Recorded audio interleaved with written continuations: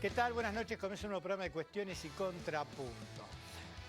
Bueno, yo la verdad que la editorial que tenía pensada para este miércoles era hablar de Alberto Fernández en la Cumbre de las Américas, ¿no? El discurso que hizo el presidente. También pensaba hablar de lo que dijo Matías Culfas en la justicia, ¿no?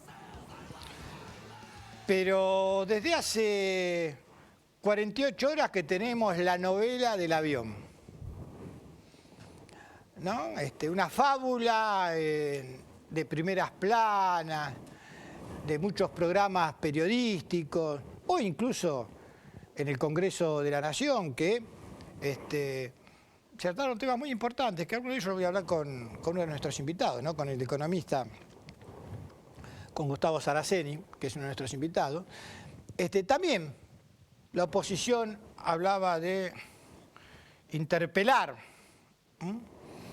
a los ministros del gobierno por este tema del famoso avión venezolano piloteado por iraníes, faltaba algún nicaragüense, algún ruso y teníamos la nueva completa, ¿no? De los ejes del mal que están acá porque el gobierno argentino tiene política exterior, muchachos.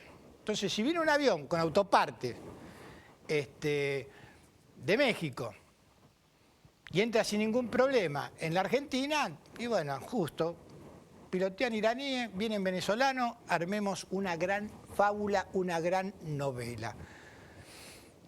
Hay una película que tiene muchos años, que hacía Dusty Hoffman, donde finge una guerra que nunca ocurrió. Yo la recomiendo, no me acuerdo si era Colores Primarios, yo no me acuerdo cómo era el título de esa película, en la década del 90, ¿no? Yo les recomiendo que traten de verla, ¿no?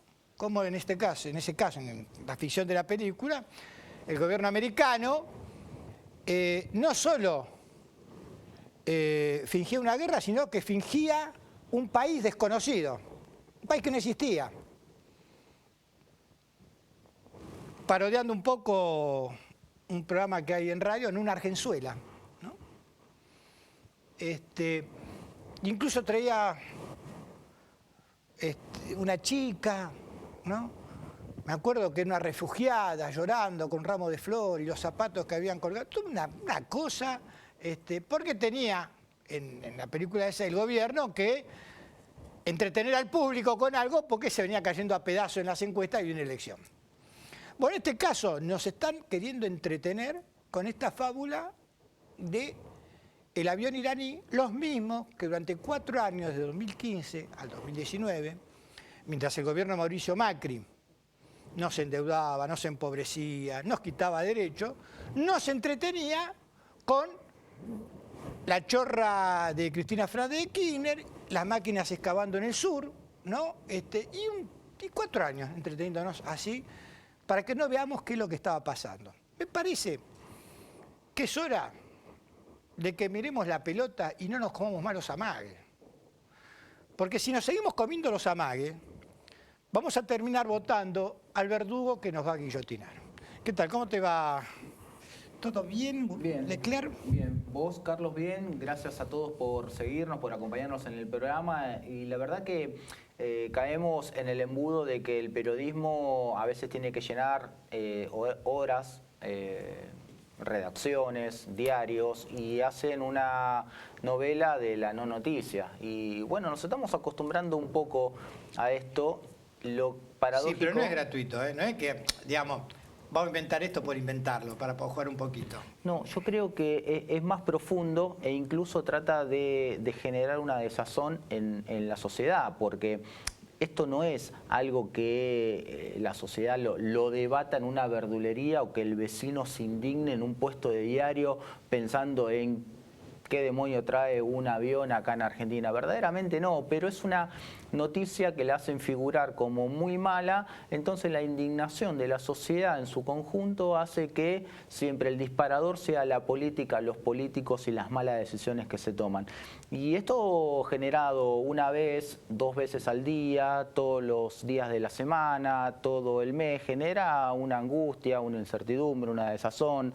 te hablan los mismos que hace muy poquito se fueron del gobierno queriendo brindar algunas soluciones o qué haría yo en este caso.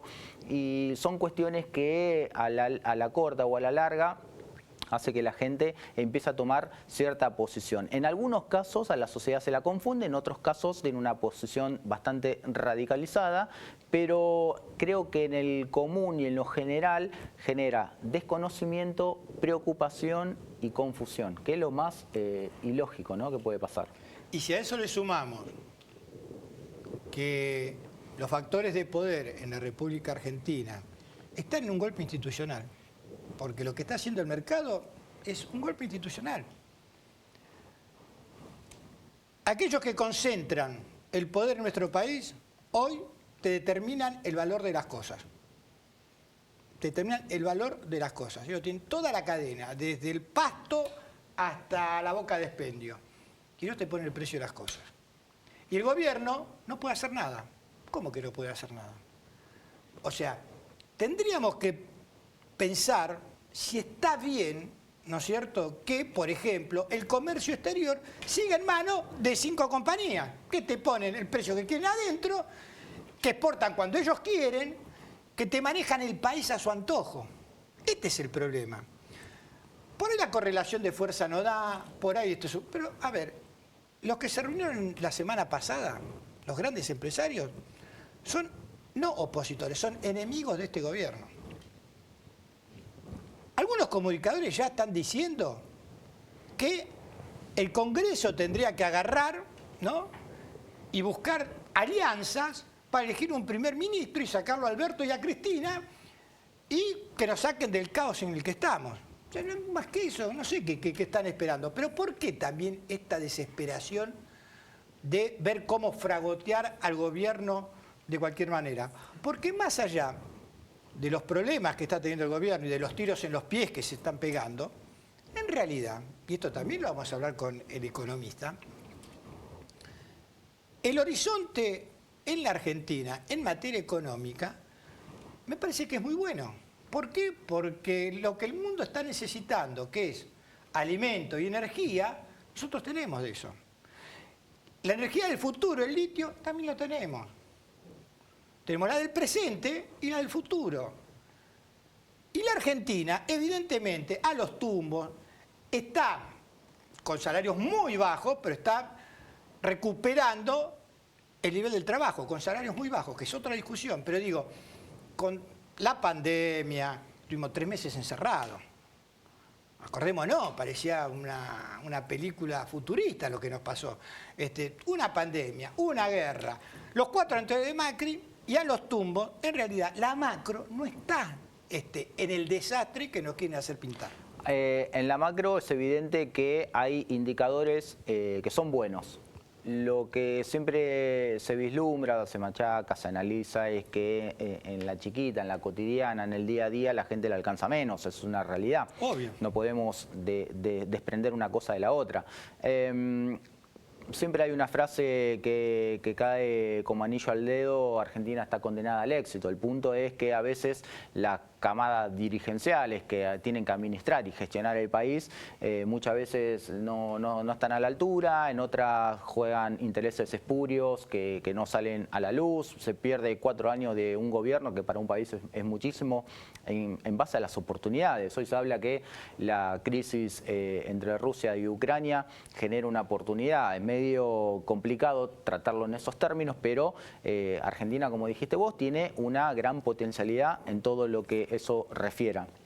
Y después, el cuadro de situación que la política, en este caso la oposición con el gobierno, está trazando es en el marco del debilitamiento diario.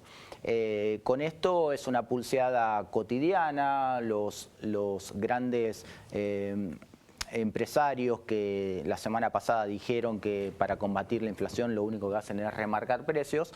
Hoy surgió la noticia que la AFIP golpeó la puerta de la anónima, empezó a haber facturaciones diarias, precios cuidados, que la Anónima, el gran supermercado y el gran empresario que dijo esto riéndose de la remarcación y que tendría que ir por ese canal, empiezan a notar la AFIP que hay irregularidades, no hay precios cuidados, no hay precios regulados por nadie, los regulan ellos. Entonces, cuando se habla de redistribuir la riqueza, es la concentración que estos empresarios, grandes magnates tienen, tratar de que la AFIP o el Estado pueda sacarle una parte de esto y empezar a distribuirlo en política pública. La política pública que son las rutas, que son generar una mejor cosecha, generar los hospitales de campaña en cuanto al tema de salud por la pandemia. Bueno, muchas cosas de gestión que se hace con los recursos propios del Estado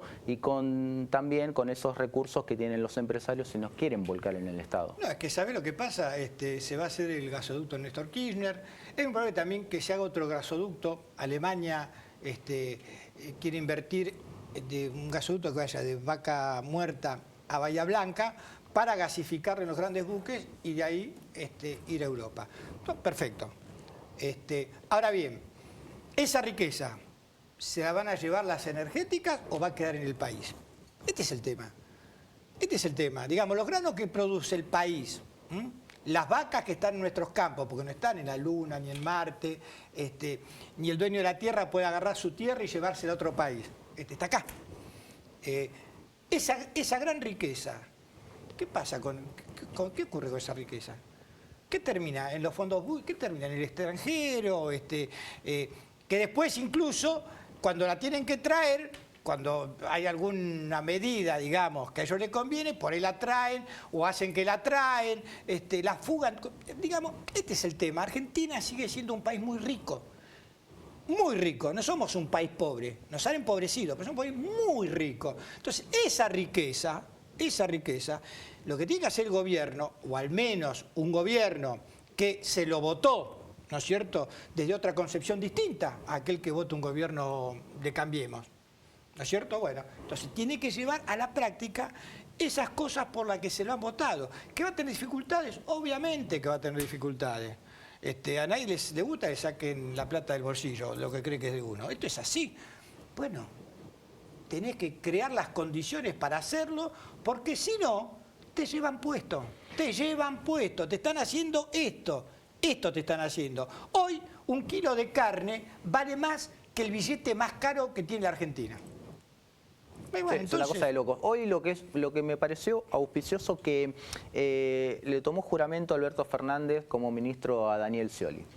Primero que lo dijimos la semana pasada, cuestión que Scioli estaba estos últimos meses queriendo tener un poco más de protagonismo, un rol activo. Todos coincidimos y ustedes seguramente del otro lado también. Scioli no viene al país siendo embajador de Brasil como estaba, no va a venir al país a ser ministro. Obviamente que tiene apetencias personales, políticas, si son válidas.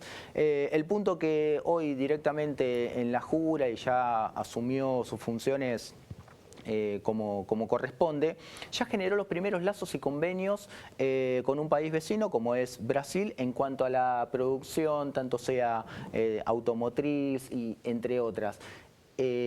Generar puestos de trabajo inmediato, que eso es lo que genera y lo que debe generar Argentina, que la rueda se empiece a motorizar rápidamente o por lo menos que se empiece a mover, y es el empleo genuino, es lo que hablamos siempre. Hay una contención en cuanto al salario, a los planes sociales, que hoy no se están entregando más planes, sino que esas personas que tienen la posibilidad de tener un plan que pasen a empleo, cosa que es dificilísimo, pero se está empezando a desarrollar, pero lo que genera o lo que pide la sociedad es que haya más empleo genuino.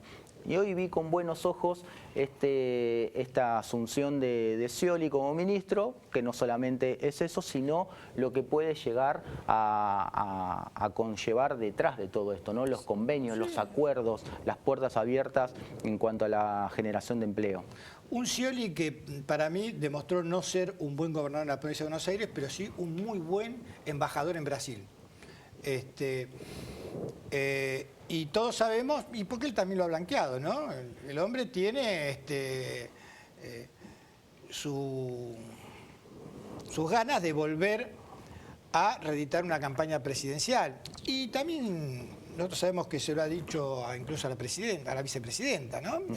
Que si Alberto no es el candidato en el 2023, él estaba dispuesto, ¿no es cierto?, a tomar esa posta. En un marco de acuerdo, en un ¿no? marco de consenso y de acuerdo. O sea, no de interna ni nada, sino un marco de consenso y de acuerdo.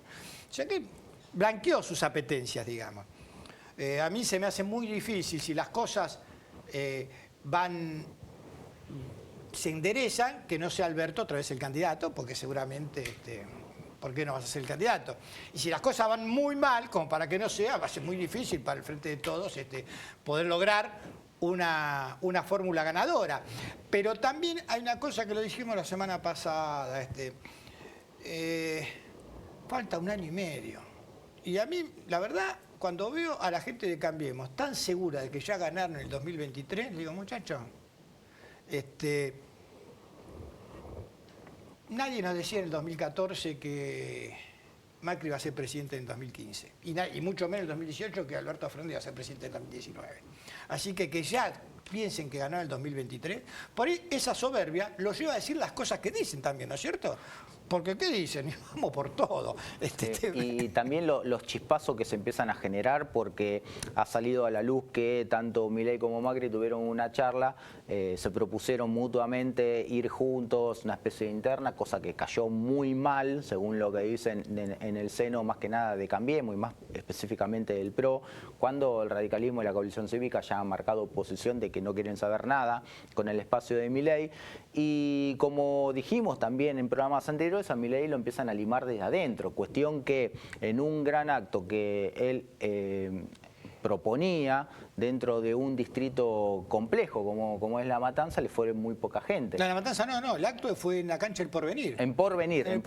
En La Matanza lo va a hacer ahora. La otra semana, bueno, está buscando, digamos, un acto en La Matanza. Espera que haya un poquito más de concurrencia que la que hubo en el Porvenir. En Lanús. Lo que pasa es que él decía que Milei dijo que en realidad no fue mucha gente porque hicieron jugar a un partido de fútbol, no sé si Lanús con quién, y que había muchos retenes y eso impidió a las huestes libertarias poder llegar hasta el... La verdad, una pavada. Pero el problema que tiene Milei es que en realidad de cada 5 votos de Milei, 4 se los saca a Cambiemos. Y entonces el círculo rojo detecta que en realidad le está haciendo funcionar electoralmente al Frente de Todos. Entonces salgamos a matarlo, porque si este tipo llega con posibilidad, no para ganar, pero sí para sacar muchos votos, en principio, lo primero, la provincia de Buenos Aires la retiene el Frente de Todos, porque ahí no hay balotaje. Entonces, con 15, 20 puntos de Milei, se asegura el peronismo el triunfo en la provincia de Buenos Aires.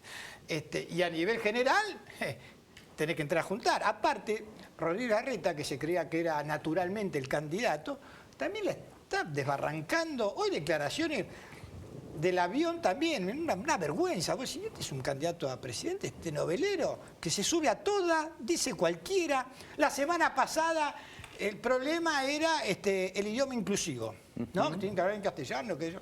¡Jate de bromar! Los idiomas, yo no hablo el inclusivo. Ahora, imagínate que el idioma no se hubiese cambiado nunca.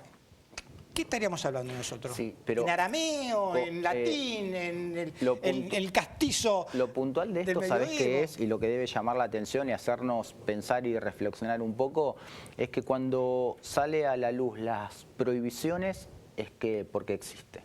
Obvio. Es porque existe. Obvio, entonces, obvio. Ya hay muchos ejemplos en nuestra historia argentina, que esto también lo podemos hablar con este historiador que vamos a tener el día de hoy. Cuando hay prohibiciones es porque algo existe. Entonces, uno después decide y elige cómo hablar y cómo manifestarse, cómo comunicarse, si del otro lado lo comprenden, lo entienden o no lo quieren entender. La cuestión que hay noticias como el avión, como el lenguaje inclusivo, cuestiones que quieren sacar de foco, de eje a la sociedad en su conjunto, siempre teniendo como marco la indignación. Porque ¿cuánto puede durar una charla con cualquiera de nuestras vecinas, nuestros vecinos en nuestro barrio sobre el lenguaje inclusivo? ¿2 minutos? 4 minutos, ya no hay más tema de conversación. Llega la indignación, no se puede hablar así, no entiendo con la X, no entiendo cuando termina en E. No tiene mucha más vuelta discutir, debatir sobre algo que tenés hasta la posibilidad de elegirlo, si hablarlo o no. En la misma sociedad va a determinar si es un modismo o si en realidad vino para quedarse, porque esto es así también. Una vez que la sociedad lo toma como propio, listo, va a quedar. Sobre todo en los jóvenes. Yo por una cuestión de edad, digamos, no, si quiero hablar en inclusivo, me hago cada matete. Ahora, en realidad también es cierto que dentro del patriarcado estaba el poner a todos en la masculinidad. Entonces la masculinidad nos daba a todos. Porque era así, porque nos criamos así. Flavia, te voy a pasar un poco la pelota. ¿Tenés algo parecido, idioma inclusivo? Buenas noches, sí. Buenas noches a todos. Acá puedo usar la E, ¿me dejan? Sí, acá Rodrigo. ¿O me va a correr alguna sanción administrativa de algún tipo? La espero, igual. Sí, la verdad que prohibir el lenguaje inclusivo es... A ver, al no ser obligatorio no lo puedes prohibir. O sea, no hay como prohibir algo que no es obligatorio. O sea, ¿cómo prohibís el lenguaje inclusivo? Y además también, no sé, pienso en la hija de mi pareja tiene compañeros que son no binarios y que se identifican desde lo no binario. Entonces, ¿cómo vas a prohibir esa identidad? ¿Cómo le vas a prohibir? Si ese chico, chica o chique quiere hablar en lenguaje inclusivo, ¿por qué se lo vas a prohibir? Entonces vos como docente tenés prohibido utilizar el lenguaje inclusivo y cómo te referís o cómo te acercás o cómo dialogás con esos chiques que no se identifican desde lo binario. O sea, es impracticable. No da chance, pero ahí esa batalla la van a ganar los jóvenes. Acá tuvimos nosotros la oportunidad de entrevistar a Sasa. Y él nos decía que lo difícil que era para la sociedad entender cómo comunicarse.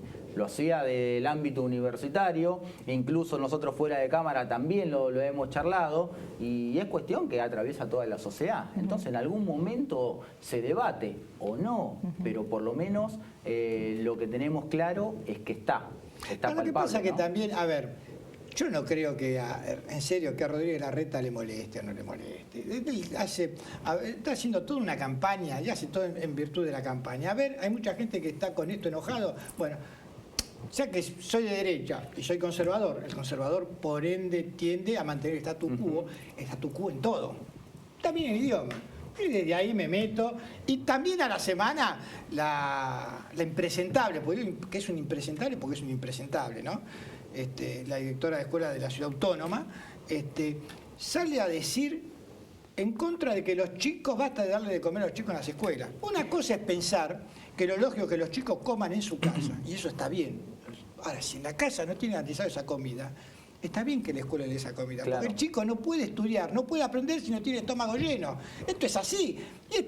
Lo que pasa es que tiene cero empatía con la gente, con los chicos, es la profesora que, o un gobierno, ¿no es cierto?, que le está sacando a espacios públicos de educación de la provincia de Buenos Aires y lo está sacando de ese lugar porque eso es para hacer negocios inmobiliarios. Bueno, es la mentalidad que tiene una también, postilla ¿no? Con esto, que en 3 de febrero la oposición, los concejales de la oposición, van a pedir la interpelación de algunos funcionarios que están en el municipio de 3 de febrero por este desvío y faltante de alimentos a algunas escuelas del distrito. Cuestión que fue noticia que impulsó Canal 9 y se hizo visible de manera masiva. No sé si esto vos lo tenías pensado, visto y demás. Pero es una noticia en desarrollo, como siempre se dice, y que a medida que pasen los días va a tomar un poquito más de fuerza. Sería la primera vez que algunos funcionarios del gobierno de Valenzuela salen interpelados por funcionarios, en este caso concejales de la oposición, en algo que es tan importante como el alimento en los colegios. Así que cuestión que a medida que vayamos teniendo más información vamos a compartirla con ustedes. Sí, vamos a hablar de ese tema. Bueno, nos vamos a un corte porque más de 20 minutos nos pasamos esta vez. Bueno, pero estuvo lindo, ¿no? No sé si estuvo lindo. Vamos a un corte y arriba estamos con nuestro primer invitado de hoy. Él es economista, Pablo Marchese. Vamos a hablar precisamente... ¿Se viene la guerra del hambre? ¿O se viene el frío porque no vamos a tener gas con qué calefaccionarla? Damos un corte y ya regresamos.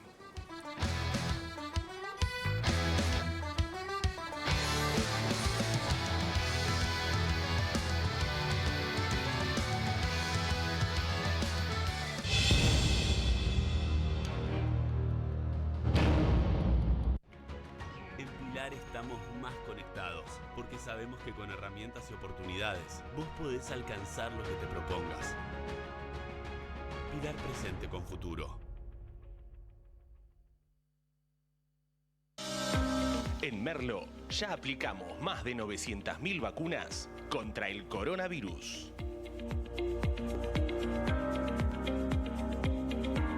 Gobierno del Pueblo de Merlo. Intendencia Menéndez.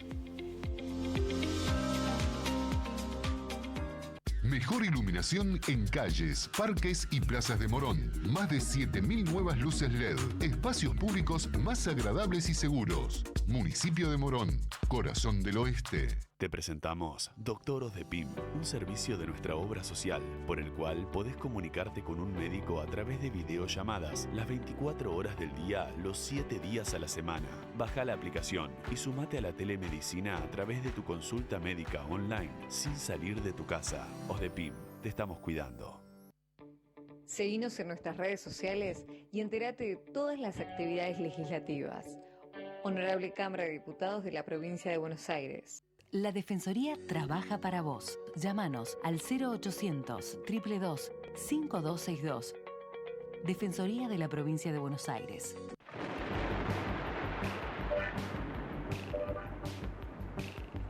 El auto que estás buscando está en Juan Manuel Automotores. En su única dirección, Colectora General Paz 325, Devoto, lado provincia. Vení, tu nueva unidad te está esperando.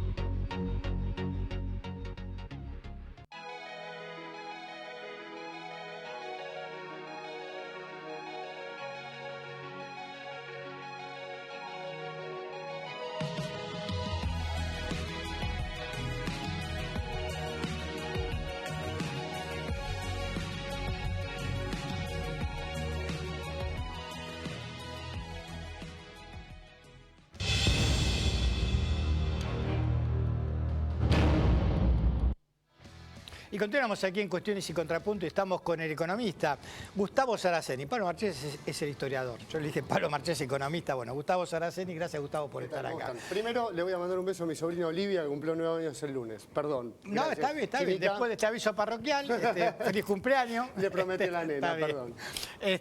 Flavia, le decimos a los televidentes que no nos llamen, que Sí. se comuniquen. ¿Cómo es? Por favor, estamos en vivo, así que nos tienen que dejar mensajes de WhatsApp por escrito al 156-517-6612 o bien a nuestra cuenta de Instagram, @cuestiones.tv. Bueno, y ahora sí, vamos con nuestro primer invitado. Bueno, Gustavo, se viene la guerra del hambre, se viene la guerra del frío también por la falta de gas. ¿Qué es lo que está pasando en el mundo? El Papa dijo que era una guerra mundial lo que estaba ocurriendo. Sí, lo de la guerra del hambre quedó hasta casi viejo en la agenda porque lo dijo el ministro de Relaciones Exteriores de Italia hace 2 semanas.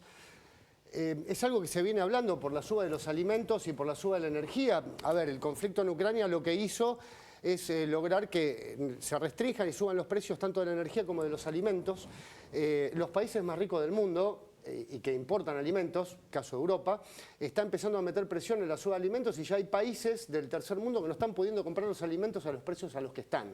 Esto va a hacer que recrudezcan los conflictos armados en África subsahariana. Hay algunos países de Latinoamérica que, si bien el continente está más o menos pacificado, digamos, no tenemos grandes conflictos armados en Sudamérica, pero hay países como Perú, Colombia, Ecuador, que son dependientes del alimento que importan y ya la suba de precios los está complicando bastante. Pero después de eso, Biden dijo este fin de semana que se venía la Tercera Guerra Mundial y el Papa dijo hoy o ayer que ya estaba la Tercera Guerra Mundial. Con lo cual, tuvimos un desplome de los mercados entre el viernes y el lunes, precios para arriba de los alimentos, de la energía. Argentina no, porque es un país productor de alimentos y de energía, pero el resto del mundo va a tener serios problemas. Europa está teniendo serios problemas de inflación por los alimentos que tienen que importar y por la energía que tienen que importar. Y el problema no es tanto Europa, sino son los países que no van a poder pagar todo el precio de los alimentos. Es un gran desafío producir más con menos recursos. ¿Cómo ves vos o cómo vislumbrás vos que se va a comer en el futuro? Mirá, en el futuro próximo o en el futuro más largo, en los próximos 20, 25 años, porque lo hablamos antes de que salgan al aire, ya hay tecnología para imprimir en 3D carne. Carne de pollo, carne de pescado, carne de cerdo, carne de vaca, se imprime, es una cosa de locos, con células madre se imprime en una impresora 3D un churrasco. Eso es caro, todavía no se va a llegar a eso. Ahora bien, la producción agropecuaria con los transgénicos y con los niveles de fertilizantes que Argentina mismo produce. Argentina, no te olvides que tiene menos de 50 millones, la última vez que estuve acá fue el censo, 47 millones de habitantes, pero producimos alimentos para 450 millones. ¿Cómo come la población? ¿Cómo va a comer en los próximos? Mañana es por la tecnología y la producción argentina, por lo que era Ucrania antes de la guerra, ¿sí? Y por lo que producen el resto, Rusia o la India. La India prohibió la exportación de trigo. Sí. Ahora, primero nosotros, ¿no? Y después... Bueno, en línea con la editorial, ¿qué hace el mundo? Hay un sector político en Argentina que se la pasa diciendo qué es lo que hace el mundo. El mundo está prohibiendo la exportación de alimentos y está tratando primero de garantizarle el alimento a sus pobladores, a sus ciudadanos y después exportar excedentes. Claro, y acá en realidad producimos mucho más de lo que necesitábamos en materia... Claro, pero estamos trasladando al precio interno. Ese es el problema. No podemos desacoplar... Esto ya lo hemos charlado también, perdón por ser autorreferencial, pero la última vez, sin retenciones, viste, es medio difícil. Estamos pagando la harina de trigo a precios internacionales. Esto es una locura. Es una locura. Ahora bien, en Europa, no me acuerdo en dónde leí también que un artículo donde decía que la energía que necesitaba Europa de Rusia se le puede proveer la Argentina. No tenemos manera de sacar, tenemos el segundo yacimiento de gas no convencional del mundo, pero dicen que por rendimiento es el primero, que es Vaca Muerta. El tema es que no podemos, las productoras no pueden sacar el gas de Vaca Muerta si no se completa la obra del gasoducto, que es fundamental. El problema me parece que es otro. Hay 24 buques regasificadores en el mundo, 24, no hay más, no hay más. Europa ya está operando para cuando llegue el invierno de ellos, que es el verano nuestro, ahora, para acaparar esos 24 buques regasificadores. Quiere decir que si no completamos el gasoducto, Néstor Kirchner o como se llame, el año que viene probablemente ni siquiera tengamos gas del que tenemos importado. Y además estamos teniendo problemas con el gasoil, porque Argentina importa el gasoil. Y ya estamos teniendo problemas para sacar la producción agropecuaria por la falta de gasoil. Es menester que se resuelva el tema del gasoducto o de la inversión alemana que vos decías, que yo no sabía, que decías en la editorial, para poder sacar gas de inmediato. Porque además para los próximos 5 años es estratégico. Es estratégico. Y después, por supuesto, ver qué cantidad de ese recurso queda en el país, qué es lo que se va a exportar, cómo se va a cobrar esa exportación y quiénes van a ser los beneficiados de esa exportación, ¿no? Podemos pensar entonces por qué hay tanto recrudecimiento en la política, tantos ataques, tanta deslegitimación de los que gobiernan y la oposición, porque en las próximas 2 décadas se empieza a definir, si se quiere, un nuevo futuro en el plano de Argentina con el mundo, porque pueden ser totalmente beneficiados un país como el nuestro. Completamente de acuerdo. Si vos mirás el alineamiento de política internacional del gobierno de Juntos por el Cambio, que es alineación automática con Estados Unidos, Israel y algunos sectores de Europa, sobre todo los pro-británicos, y vos te das cuenta, el nivel de discusión, el nivel de baja estofa que hay en la discusión política y de las declaraciones por la galería o de golpe de efecto, acá lo que se está discutiendo es la propiedad y la distribución del recurso estratégico para los próximos 20 años, que hoy o este año, de febrero para acá, de pasar a discutir exportación de productos manufacturados, estamos viendo qué vamos a hacer con la comida y la energía. O sea, se volvió bien a lo básico en términos de macroeconomía. Y lo que se está discutiendo y los países que van a tener oportunidad, pero problemas también para poder afianzar su frente interno son los países que producen alimentos y energía. En Brasil la llegada de Bolsonaro no es casual y el nervio que provoca prácticamente victoria de Lula. Eso pone nervioso a gran parte de la población. La llegada de Boric puso nervioso a gran parte de la población. La llegada de una posible izquierda en Colombia también pone nerviosa a gran parte de la población. Y acá los gobiernos de más nacionalistas, es una palabra que está muy bastardeada, ahora se le dice populismo, nacionalismo, como un bastardeo, pero en realidad es cuidar primero el recurso, cuidar el bienestar de la población y exportar excedentes. ¿Qué es lo que hace? ¿Qué es lo que hizo Inglaterra toda su historia? ¿Qué es lo que hizo Alemania toda su historia? ¿Qué es lo que hizo Estados Unidos toda su historia? Lo que pasa es que ellos lo quieren hacer ellos, pero no dejan que lo hagan los demás porque no les conviene a ellos. Ahora, yendo al plano local, ¿no es cierto? Hoy, por ejemplo, el dólar se sigue escapando. ¿Cuál es el precio del...? Porque acá tenemos... Está bien, el mercado paralelo es un mercado chico, no sé si es referencial, pero sí, en la psiquis de la gente es referencial. Sí, claro que sí. ¿Cómo? Porque lo que no tenemos son dólares, esto es evidente. Bueno, en primer lugar, hubo toda una discusión, sobre todo en el seno de la coalición de gobierno, porque se está preguntando por qué no se están recomponiendo reservas con los niveles de exportación que estamos teniendo. Bueno, básicamente venimos de estar golpeadísimos y del acuerdo con el Fondo Monetario Internacional por el crédito que tomó la gestión anterior. Yo soy economista, voy a tratar de salir un poco de la discusión política, aunque me cueste.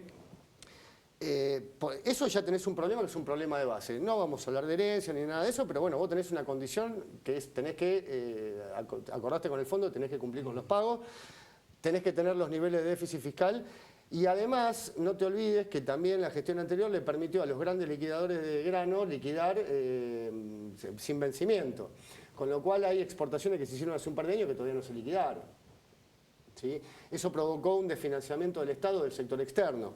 Eso por un lado. Por el otro, mientras tengamos inflación vamos a tener en algún momento fricción sobre el tipo de cambio oficial y el paralelo. Ahora bien, tenemos inflación por lo que decías vos también al principio en la editorial, por la gran concentración, sobre todo en alimentos, de los mercados argentinos. Entonces tenemos que combatir la inflación y manejar el tipo de cambio casi en paralelo, pero hasta que no se controle la inflación, el problema sobre el tipo de cambio va a estar siempre. Siempre decimos y compartimos tus redes, hay que seguirlo, a Gustavo Saraceni en sus redes. ¿Por qué? Porque nos habla muy del llano y a todos nos amplía un poco la idea de cómo invertir y qué invertir. Suponete, nosotros tenemos un puchito, ¿dónde lo tenemos que invertir? Vamos al dólar blue, nos metemos en Bitcoin. ¿Vos qué le dirías a alguien que tiene un puchito y que se lo derrite la inflación? Primero, le voy a decir a todos los que están mirando, siempre que vayan a invertir, hablen con una persona seria y una persona seria les va a preguntar qué quieren hacer, qué horizonte temporal tienen y qué riesgo quieren correr. Lo que le recomendaría a gente que no conozco, que está mirando por televisión, si no quiere sobresaltos, es plazo fijo UVA en pesos, moneda nacional. Entrar al dólar es, si no estás asesorado, te puede ir muy bien o te puede ir muy mal. Primero asesorate y si no tenés la posibilidad de asesorarte, es invertirse en un plazo fijo. Y para entrar en criptomonedas venimos con una semana un poco complicada. Tal vez van a subir, yo no tengo duda, vos sabés que yo la sigo y vengo tratando de hacer divulgación al respecto. Pero es un activo financiero de más riesgo, es como entrar en acciones. Y si no estás dispuesto a correr ese riesgo, preferiría no recomendarlo. Sí. Pero si está bajando, ¿no es un buen momento para entrar? Por supuesto que sí, por supuesto que sí. Pero, a ver, yo le contaba a Jorge antes del programa, las declaraciones de Biden del viernes hicieron que todos los mercados financieros, hablo de las acciones, del Standard & Poor's, del Nasdaq, hubo una caída generalizada entre el viernes y el lunes, y las criptomonedas no fueron ajenas a eso. Para una persona común, entrar en una inversión y que pierda valor rápidamente puede generarle un estrés que después lo recupera, ¿se entiende? O sea, pero si no estás dispuesto a correr ese estrés, digamos, las operaciones financieras más sofisticadas, si no estás asesorado y no estás acompañado, no son recomendables para que te tires a la pileta. Si una persona, un trabajador que tiene un excedente a fin de mes puede tener un plazo fijo y protegerse de la inflación. Y si no, que me sigan y vayan viendo de a poco cómo se puede hacer para invertir. Yo, la verdad que mi cuenta es gratuita, es para quien quiera verla y trato de ayudar a quien quiera aprender algo. Ahora, Gustavo, evidentemente en un marco de conflicto todo es volátil. Por supuesto que todo es volátil, por supuesto que todo es volátil, pero Rockefeller decía, cuando ves sangre en las calles, compra propiedades. todos los mercados financieros dan oportunidad. Los mercados, lo que se llama bear market, que se le dice ahora, los mercados en baja dan oportunidades. Lo que pasa es que son oportunidades que vienen acompañadas de riesgo y estrés. Ahora, para finalizar, ¿qué puede hacer el gobierno cuando, como vos bien decís, los exportadores liquidan cuando quieren? Los importadores, para importar precisamente a un dólar bajo, si necesitas 100, dame 300. Y me estoqueo, y me estoqueo, y me estoqueo, y los dólares se siguen yendo. Sí. ¿Qué puede hacer el gobierno? Mira, el problema viene también otra vez, siempre se dice si es política o economía. Acá tenés un problema político. Vos no te olvides que cuando quisieron expropiar Vicentín, después de haber hecho un desfalco tremendo al Banco Nación, salió a hablarse de comunismo en este país, en el año 2022. Algo que yo cuando lo vi pensé que era un chiste. Bueno, el gobierno tiene que salir un poco de ese golpe de efecto y imponer cierta autoridad, no autoritarismo. Autoridad, a ver, es un gobierno electo. Hay que poner retenciones, si me preguntan a mí como economista, hay que poner retenciones, hay que ejercer el poder en algunos sectores. El problema es que me parece que la presidencia está un poco debilitada por los golpes por el blindaje mediático y por los golpes de efecto de la oposición.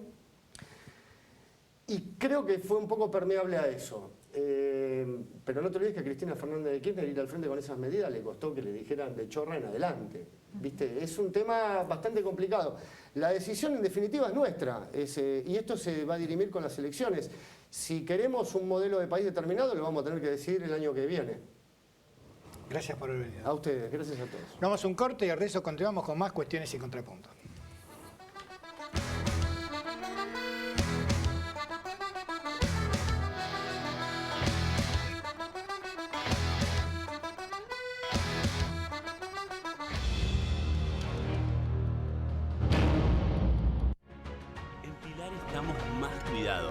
Porque trabajamos para que estés bien y tengas la mejor atención.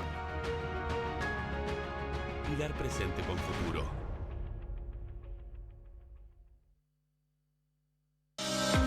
En Merlo ya aplicamos más de 900.000 vacunas contra el coronavirus.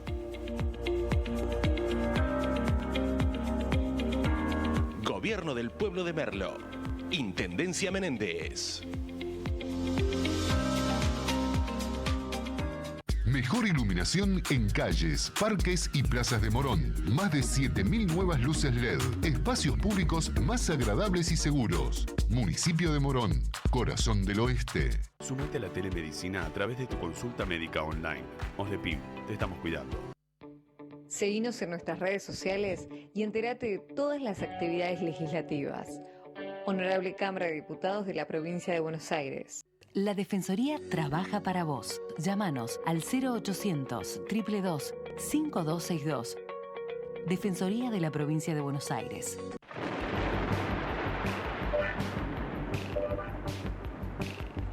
El auto que estás buscando está en Juan Manuel Automotores. En su única dirección, Colectora General Paz 325, Devoto, Lado Provincia.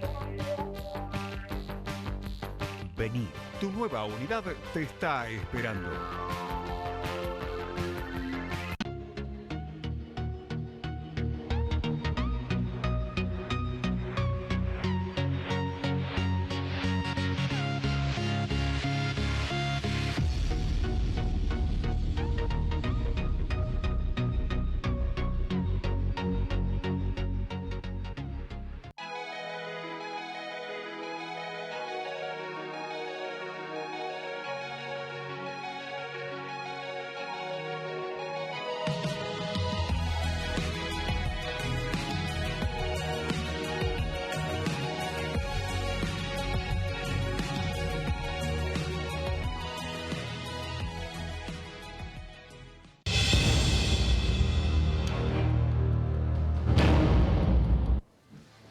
Continuamos aquí en Cuestiones y Contrapuntos y nos vamos a una pequeña recorrida por el conurbano bonaerense. Nos vamos a Pilar, donde allí el intendente Federico Achával y la presidenta de AISA, Malena Galmarini, estuvieron recorriendo las obras de ampliación de la planta cloacal, precisamente en el barrio Champañat. Entonces vamos a ver ahora esta nota.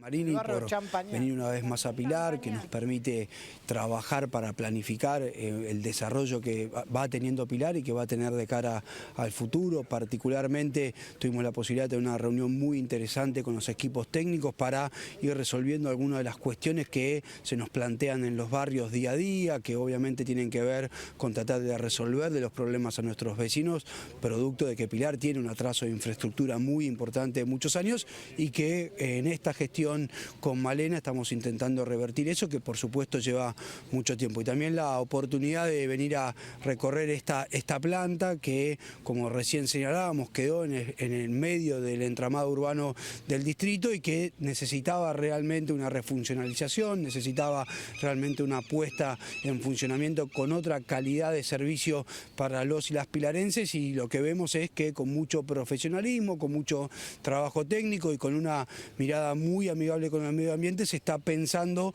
en el crecimiento del servicio que está dando AISA en el distrito. Estamos acá en la planta Champagnat, una planta antigua que tiene más de 30 años y que necesitaba una refuncionalización. Para eso eran como dos plantas separadas, lo que estamos haciendo es unificando el tratamiento.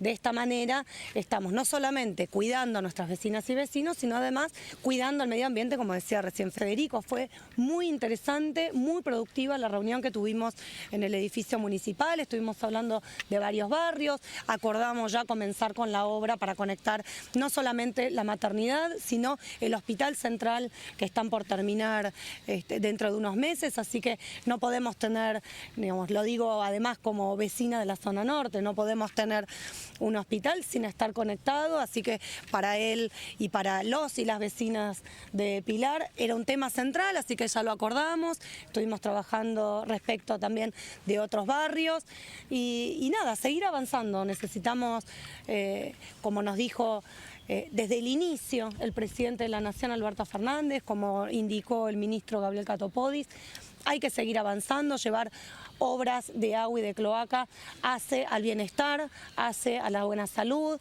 hace al cuidado del medio ambiente, hace el desarrollo local. Por lo tanto, esa fue la indicación muy precisa del presidente, del ministro, y acá estamos juntos, siempre como digo, junto con las y los intendentes, caminando el territorio, viendo cuáles son las necesidades de cada municipio de la concesión y poniéndonos a trabajar. Primero bueno, y de las palabras de Malena Galmarini nos vamos ahora a Merlo, donde allí estuvo la intendenta Karina Menéndez, el presidente del VAPRO, Gustavo Menéndez, y el ministro de Infraestructura bonaerense, Leonardo Nardini, recorriendo el barrio El Alba, en el centro de Merlo, y la calle Sullivan, en la localidad de Padua, viendo las obras de asfalto y de repavimentación en esas arterias. Esta es la nota. Continuamos recorriendo obras que venimos haciendo en conjunto con el Ministerio de Obras Públicas. Es un cambio inmenso para el barrio, los vecinos felices, y hoy vemos hecho realidad todos esos sueños que en algún momento pensamos que iban a ser imposibles. Y asfaltos que sirven para la circulación. Esto lo podemos hacer gracias a nuestro gobernador Axel Kicillof, a nuestro secretario Guillermo Bustos, quien se encarga de hacer todos los trámites, y a nuestro queridísimo ministro Leo Nardini. Estas 17 cuadras de pavimento de hormigón, que viene con una obra complementaria, con un sistema lumínico de luces LED muy moderno, con cámaras de seguridad, le van a transformar la vida a nuestros vecinos para bien. Leo Nardini, que hoy nos está acompañando en la visita de esta obra, que está ya muy avanzada, prácticamente a terminar en poquititas semanas, y agradecerle también al gobernador la decisión política de invertir en estas obras que son las que transforman la vida a nuestros vecinos. Felicitar a nuestro equipo de obras públicas que ha trabajado incansablemente para transformarlo en realidad.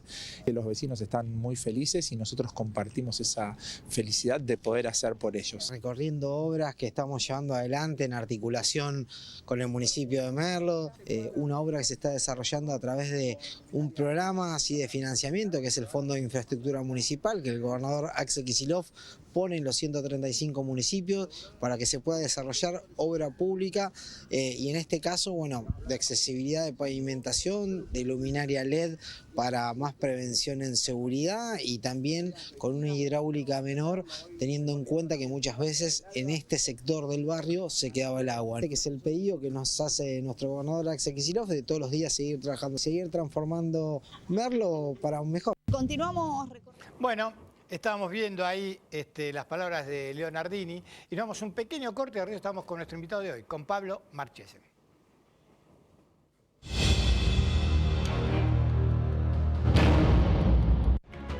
En Pilar estamos más conectados, porque sabemos que con herramientas y oportunidades vos podés alcanzar lo que te propongas. Pilar presente con futuro. La Defensoría trabaja para vos. Llámanos al 0800-222-5262. Defensoría de la Provincia de Buenos Aires.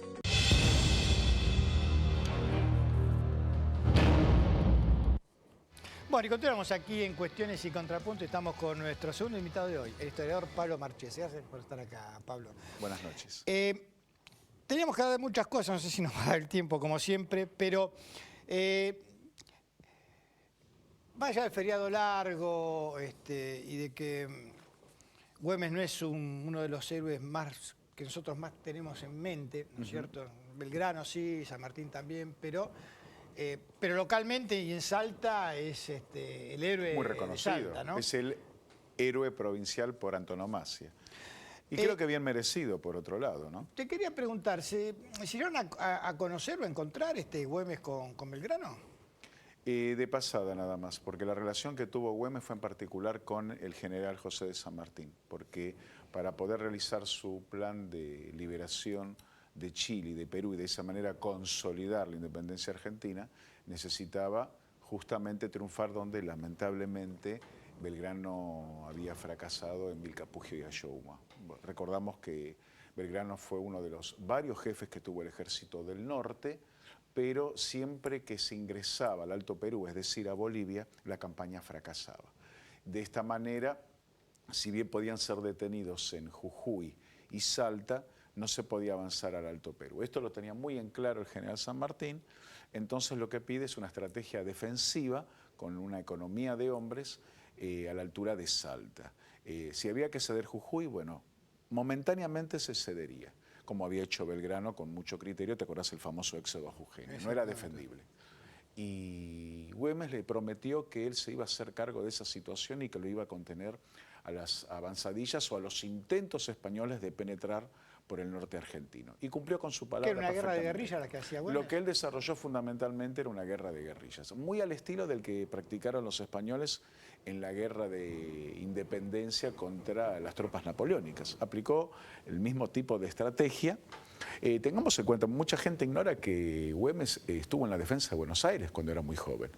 Él ahí se imbuyó de las tácticas militares y ahí es donde también pudo haber conocido a Manuel Belgrano, que era capitán de milicias. Y de esa manera, directamente, como alguna vez conversamos, la inmensa mayoría de nuestros jefes políticos militares se formaron directamente sobre el campo de batalla, con muy poca formación convencional.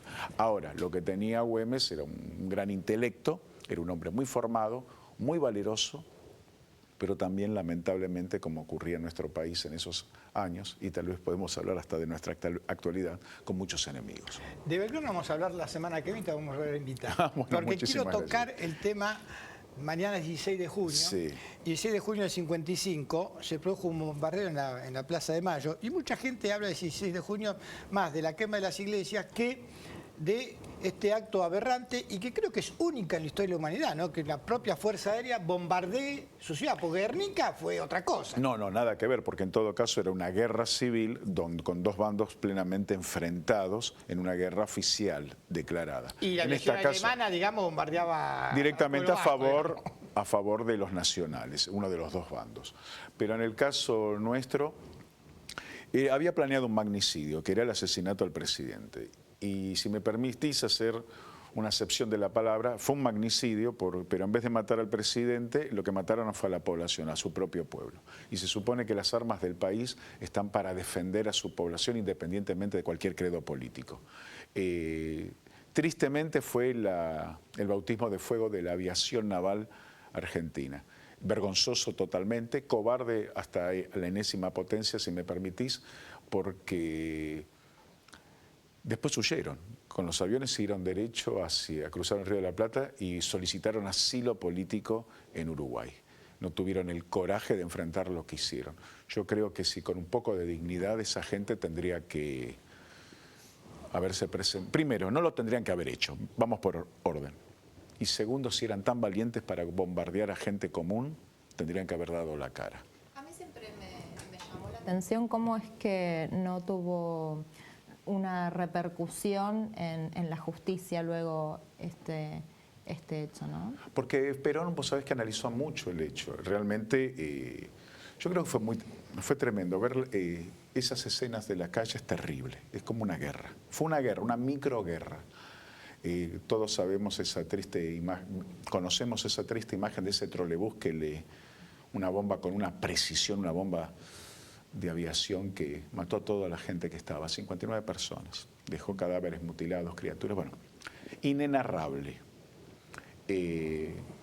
Pero Perón analizó muy bien la situación y trató de utilizar términos conciliadores porque se daba cuenta que la situación estaba en tremenda ebullición.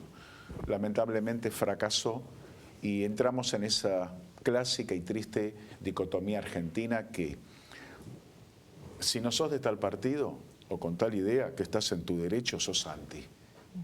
Y el anti es directamente antidemocracia. Yo puedo no pensar como vos, pero te puedo respetar como adversario. Lamentablemente era la lógica amigo-enemigo. Perón trató de no llegar a eso, se recrudece el ataque sobre la figura presidencial y sobre su gobierno, y ahí Perón realiza un cambio, una frase que se pasa hasta el cansancio, ¿no?, extrapolada, sobre por cada uno de los nuestros que caigan, caerán 5 de los de ellos. Yo creo que fue desafortunada la frase, hablemos claro. No tendría que haber usado ese lenguaje. Pero sí tengo presente que cuando se produjo el 16 de septiembre la famosa Revolución Libertadora, Perón no cumplió con su palabra y creo que habla bien de él. O sea, ahí no hubo sangre, fuego, podría haber reprimido tranquilamente y haber triunfado en Córdoba. Y decidió dejar el poder en manos de una junta de comandantes que en definitiva se rindieron ellos a los sublevados. Por último, porque sí, está marcando el tema del tiempo. No solo, como decía Flavia, la justicia no lo tomó, sino que hubo comandos civiles, sí, que participaron de ese trágico bombardeo que después fueron premiados. Zabal Artiz, por ejemplo, fue ministro, ¿no?, canciller del gobierno de Y Zabal Artiz fue uno de los que huyó ese día. No están a la altura de las circunstancias. Perdóname, gente que ni siquiera vale la pena mencionar, porque creo que si vos no sos actor y partícipe de tus actos en las buenas y en las malas y te haces cargo de los mismos, ¿cómo volvés como vencedor? Después todos ellos volvieron a la Argentina, fueron recibidos por la Libertadora. Y muchos hicieron carrera. Y quisiera aclarar también que llegaron y hubo un olvido generalizado, una amnistía mental que permitió que algunos de ellos terminaran su carrera como altos oficiales en tiempos de la presidencia de Carlos Menem. O sea, no se los molestó en su carrera, pero como hecho fue tremendo. Ahora, para cerrar, quisiera así destacar que la aviación naval en la Guerra Malvinas se supo cubrir de gloria y que estaba muy alejada de esa aviación naval que realmente como bautismo de fuego fue terrible, nefasto. El importante ejercicio de la memoria, ¿no?, para no olvidar estos hechos. Totalmente.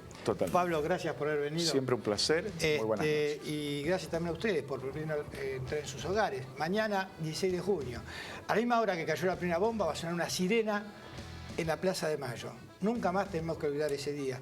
No como un acto de venganza, sino de memoria, para que eso nunca más vuelva a pasar. Nos vemos el próximo miércoles, 22 horas, para más cuestiones y contrapuntos. Así es.